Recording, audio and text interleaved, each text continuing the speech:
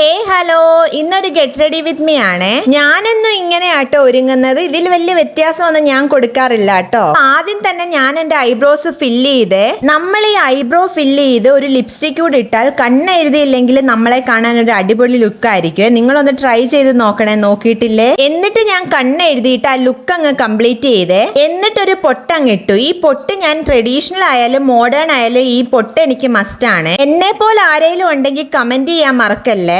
അത് കഴിഞ്ഞ് കമ്മലും ചെയിനും കാലി കെട്ടുന്നതും എല്ലാം ചെയ്ത് ആ ലുക്ക് അങ്ങ് ഞാൻ കംപ്ലീറ്റ് ആക്കിയേ. എന്നാലും നമുക്ക് ഒരെണ്ണം പെൻഡിങ് ഉണ്ട്. ഏതാണ്? നമ്മുടെ ഏറ്റവും റിസ്ക് ആയിട്ടുള്ള മുടി.